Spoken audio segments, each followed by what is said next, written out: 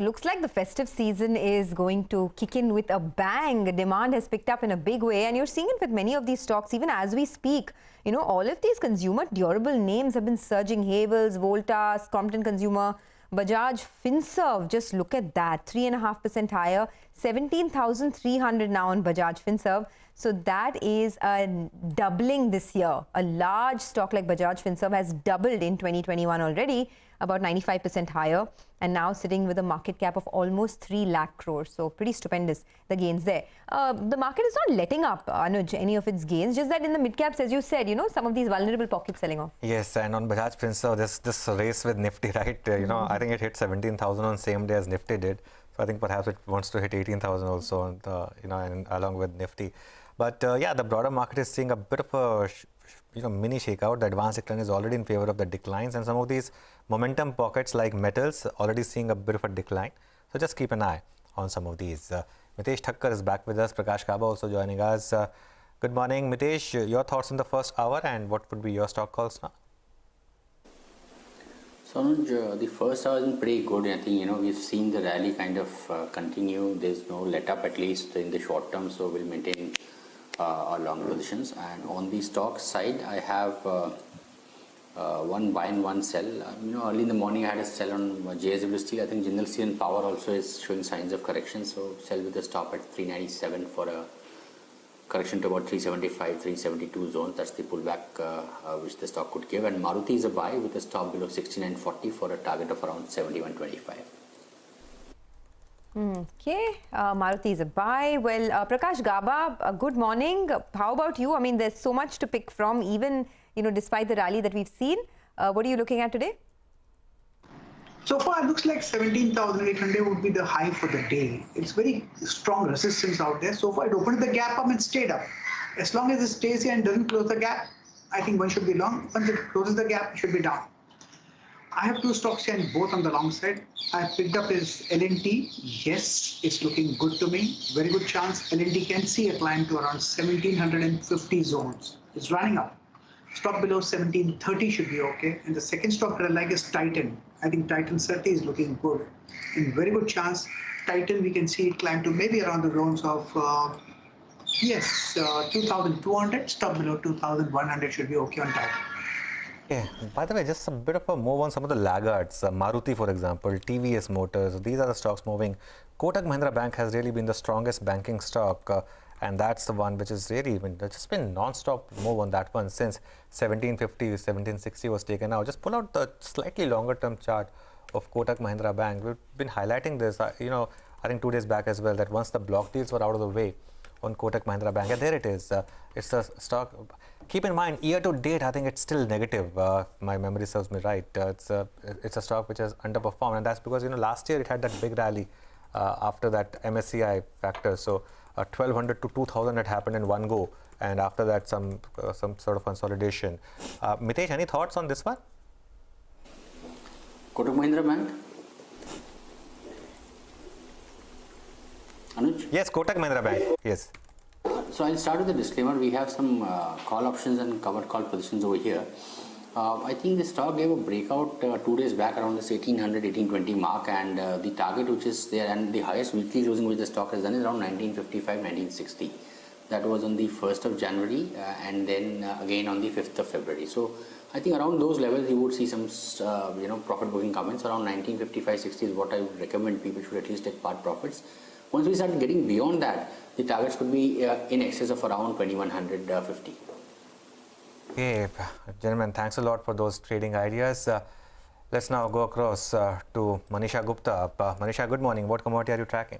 Anuj, morning. You were discussing festival demand and you were also talking about Titan. So gold and silver is what I'm looking at. And we have seen a very sharp decline overnight in case of prices here. Well, the run-up in the global equity markets is one reason for that. And then the markets are taking some profit ahead of the US Fed meeting in the next week as well. So take a look at the gold prices because we're trading at a 1-month lows onto this one. And overnight, we've seen a decline of nearly 3% for this. Same is the case for silver, where we have seen even sharper declines coming in.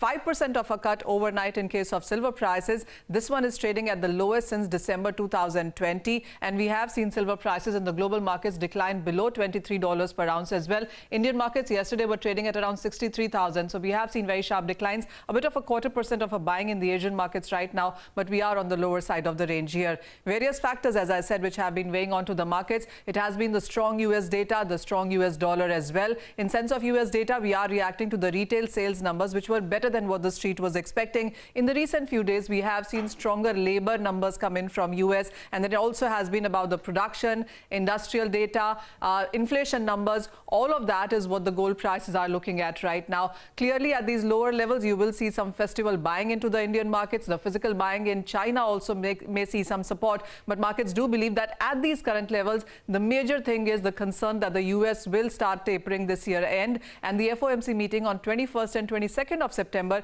is what the markets are keeping an eye on right now. And then in this year, when you look at the gold and silver prices, both of them are in the negative. Gold is down by nearly 7% and silver is down by 13% in this year at this point in time.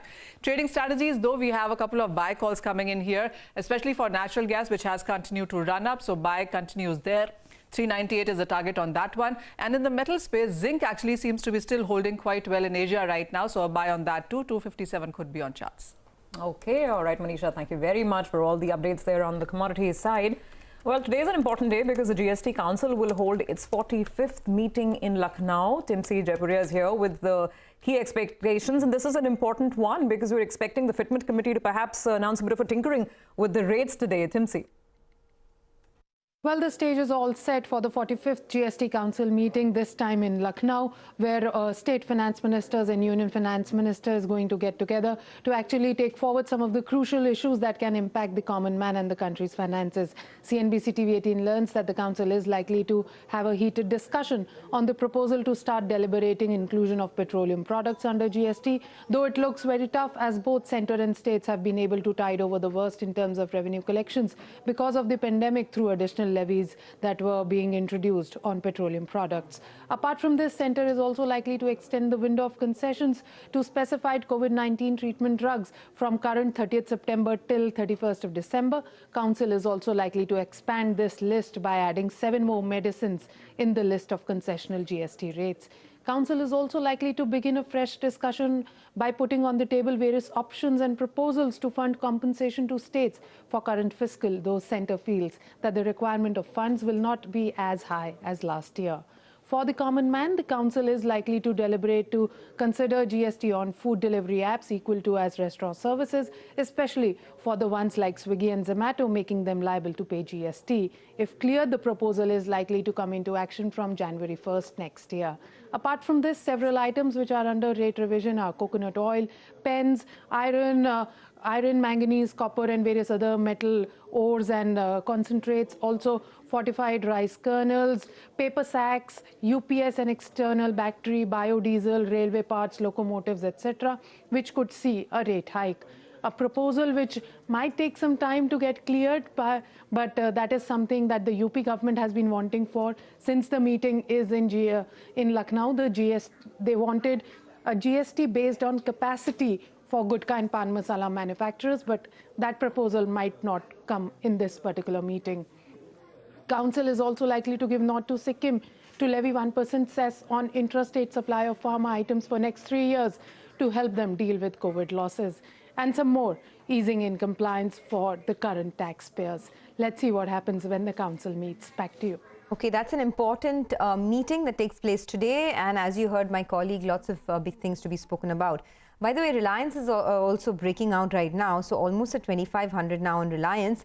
The mid-cap index, yes, has moved into the red. And I also want to point out that metal stocks are under pressure. So there's perhaps profit taking there. Tata Steel, JSW Steel, Hindalco, the top list of losers includes all metal names.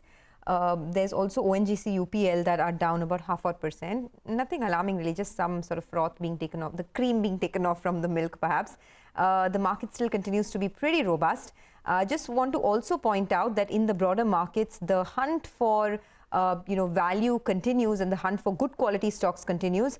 So Biocon is your big mover. Zomato continues to move forward. IRCTC, huge moves over there, already 175% higher. So I guess it's a tale of two cities. Yes. You know, low quality is being sold off and good quality being No, I bought. think Zomato and even Jubilant Foodworks is up, Sonia. I think the near-term reason would be IPL. You have IPL starting soon, and I think IPL is associated with more pizzas and more food delivery. So obviously that's one reason that you're seeing moves in both these names. But the mid-cap index itself is in the red, and as I said, at 10 a.m. it does look like perhaps the market is in for, there are some anecdotes which always are right in the market. For example, on third day of a breakout, you normally do see some bit of a shakeout. So let's see if that happens or the market just continues to march on. This really has been a market which no one has been able to predict. Okay, well, it's also the weekend, right? So more pizzas perhaps warranted for the weekend as well. That's of course jubilant for you. But we're also looking at a FTSE rebalancing effective today. Reema is here with the movers and shakers, the ins and the outs, and where the money could flow. Reema. Hi, thanks so much for that. So the biggest gainer in terms of inflows is likely to be Adani Transmission. Market sources tell us the inflows could stand at $185 million, which is about 71 times its average daily volumes. The reason for that is now Adani Transmission has gotten inside FTSE rebalance, which is not an incremental weightage increase, which is why you're seeing the maximum inflow in that. Today, of course, the stock is under pressure, but generally the run-up in the stock and the moves happened prior to the last day. If you see Adani Transmission, the stock has actually doubled in the last 1 month. Some of the other notable, stocks where you are likely to see an increase in the float or an increase in the weightage are Reliance Industries. Inflows expected to be close to $157 million. You've got an HDFC Life, a Max Finance, lots in the financial pack, Loris Laboratories, L&T Technology in the IT pack is also likely to see inflows, and a couple of small caps like Polycat. The decline in the weightage is mostly in these IT names like Infosys, TCS, as well as HDFC Limited and Hindustan Unilever are also the stocks where you could see some decline, but again, it's not significant in terms of outflows. Back to you.